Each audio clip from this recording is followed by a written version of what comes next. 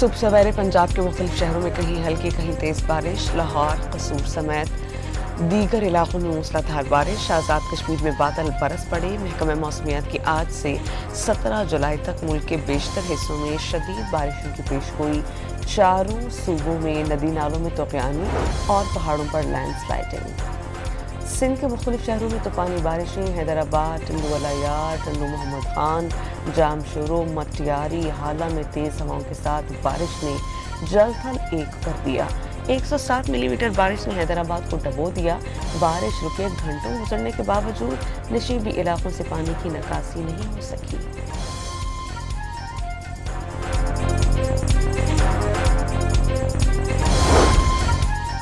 مانسہرہ کے دریائے کنہار میں بہہ جانے والے سیاح 16 گھنٹے بعد ریسکیو۔ گزشتہ روز دریا میں گرنے والی گاڑی کے 3 مسافر بچا لیے گئے تھے۔ بہنے والا ایک شخص 16 گھنٹے چٹان پر پھنسا رہا۔ دھابیجی پمپنگ اسٹیشن پر بجلی کا بریک ڈاؤن، کراچی کو پانی کی سپلائی معطل۔ حکام کے مطابق بجلی بحالی کو 36 گھنٹے لگ سکتے ہیں۔ چینی کی قیمت بے لگام، حکومت قابو پانے میں ناکام۔ کراچی سے پشاور نرخ 200 روپے سے نیچے نہیں آ سکے۔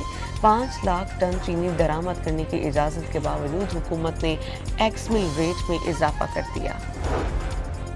ایف بی آئی کی نئی ٹیکس پالیسی پر تاجر برادری ناراض، ہفتے کو ہڑتال کی کال پر قائم۔ لاہور چیمبر آف کامرس کے بعد سرحد چیمبرز آف کامرس نے ہڑتال کی حمایت کر دی۔ کراچی کے ٹرانسپورٹرز نے مکمل پہیہ جام کے لیے تیار ہونے کا اعلان کر دیا۔ وزیر خزانہ محمد اورنگزیب نے بزنس کمیونٹی کو مذاکرات کی دعوت دے دی، تحفظات دور کرنے کی یقین دہانی۔ وزیر اعظم نے آرٹیفیشل انٹیلیجنس سے ٹیکس اسسمنٹ نظام کا اطلاق کامیابی قرار دے دیا۔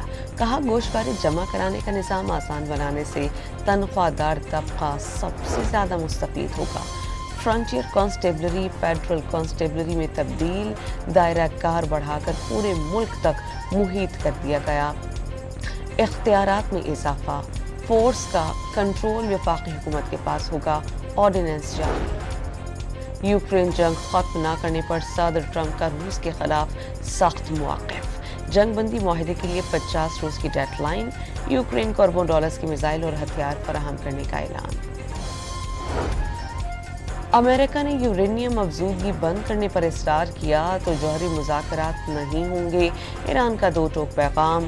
ایرانی سپریم لیڈر کے مشیر کے مطابق اگر مذاکرات کی شرط افزودگی بند کرنا ہے تو ایسے مذاکرات نہیں ہوں گے۔ اور لارڈز ٹیسٹ میں بھارت کو شکست، 193 رنز کی طاقت میں بھارتی ٹیم 170 رنز پر ڈھیر۔ انگلینڈ کے جوفرا آرچر، بین سٹوکس کے 3 شکار۔